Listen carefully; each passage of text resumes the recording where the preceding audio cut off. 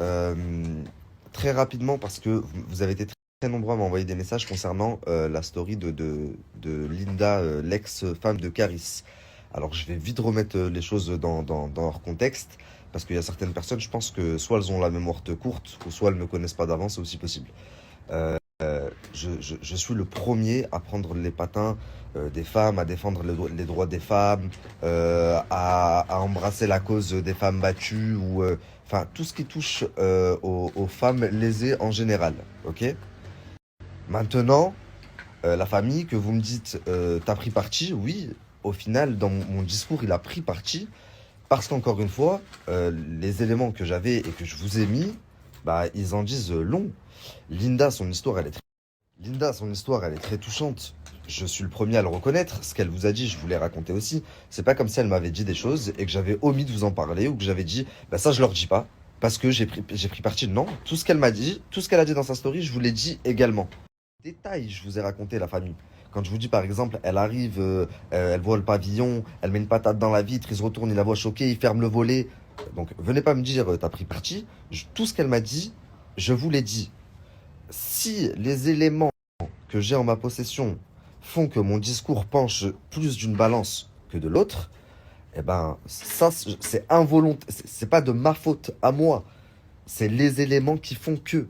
Et même après sa story, que j'ai encore une fois trouvée très touchante, il y a encore des éléments, pour ma part, si je suis justement neutre et impartial, bah, il y a encore des éléments qui restent inexpliqués et quelques petites choses qui me déplaisent dans son discours. Quand elle dit tout ça, je le fais pour la pension alimentaire, par exemple, bah, il y a un petit truc qui me titille.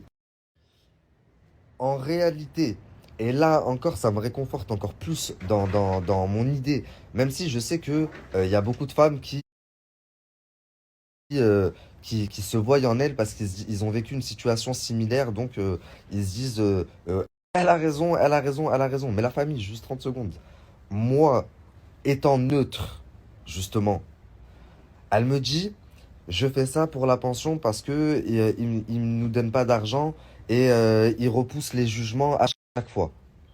Ok, quand j'appelle mon contact à la banque, rappelez-vous, je vous ai dit que j'avais un contact à la banque et qui m'avait envoyé le détail de tous les virements du compte à Caris au compte à Linda.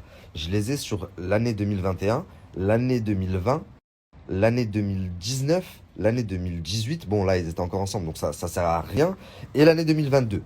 Si je vous mets par exemple celui de l'année 2021, bah, tu te dis, même si il n'y a pas eu de jugement de pension, parce que je crois que dans le jugement, elle demande une somme assez élevée. C'était combien, Noémie? Un genre de 8 000 € par mois. Bah, même si il lui envoie pas ces 8 000 € par mois, bah, il lui envoie quand même de l'argent tous les mois. Et pour un enfant, c'est quand même surélevé.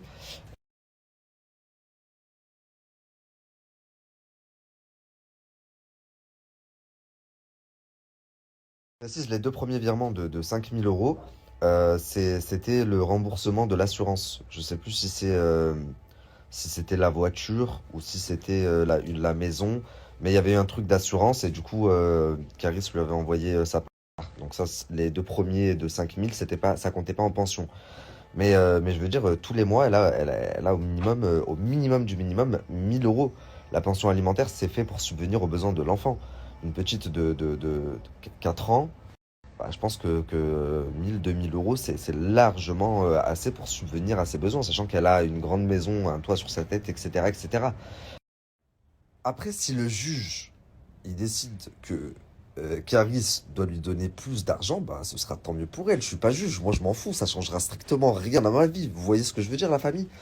Deuxième chose qui m'a un petit peu titillé, la famille, dans sa story, c'est que je vous ai mis un audio de Mikey, donc alias Tonton Frankie, qui parle à Roro, l'ancien meilleur ami de Linda, qui vivait chez elle au moment des faits. Et il lui dit, Roro, écoute, là l'histoire elle commence à sortir de partout, les gens ils commencent à parler. Je sais pas pourquoi t'as fait ça et tout, mais il y a un truc, c'est très important. J'espère juste que Je vais parler en machin pour que tu comprennes. Le 14 juillet, t'en as pas parlé. Attention, Roro, ça c'est très important. Et donc, cet audio, il prête à confusion. Et forcément, tu peux t'imaginer beaucoup de choses quand tu entends ça. Et quand je lui ai fait écouter au restaurant, elle m'a dit, donc moi, elle m'a dit, ok, Roro, oui, il vivait chez elle, c'était son ancien meilleur ami, c'est vrai. Ok, Mikey, elle le connaît très bien, etc. Mais elle me dit, j'étais pas au courant de cet audio. Elle me dit ça, je savais pas si s'est passé quelque chose. Moi, je suis pas au courant, j'avais jamais entendu cet audio. Et donc ça, c'était quand on était au resto. Et dans sa story, elle dit, ouais, si t'as des choses à reprocher à des gens, tu les connais, t'as qu'à aller les voir. T'es un gars de la street. Ça non plus, ça me titille un peu. Ça veut dire que tu sais que c'est Mikey donc, qui lui a fait toutes ces dingueries. La lettre, le début d'incendie à son nouveau domicile, les tentatives de cambriolage, etc., etc., etc. Et tu lui dis, t'es un bonhomme, va régler ça en direct avec lui. Alors, la famille, attention. On prend toutes les femmes là qui se sentent touchées par l'histoire de Linda, la femme qui s'est sacrifiée, qui s'est donné corps et âme pour que son homme réussisse, et au bout de plus de 10 ans de vie commune, il la lâche pour une autre, etc. Vraiment, je comprends. Même Noémie, elle me disait, putain, si moi un jour tu me fais ça, je crois, je me tue. Par contre, tout ce qui s'est passé par la suite, je peux pas le comprendre.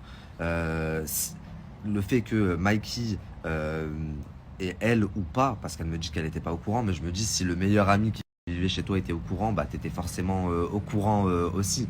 Euh, le fait que vous le fassiez déménager parce qu'il a décidé de refaire sa vie en lui faisant croire que ses ennemis lui en veuillent, en essayant de foutre le feu à sa nouvelle maison, en essayant de le cambrioler, en jouant avec sa psychologie, en faisant des menaces, en lui disant que on va s'en prendre à sa fille, à son fils, à son ex-femme, à sa nouvelle femme, à sa mère, etc., etc.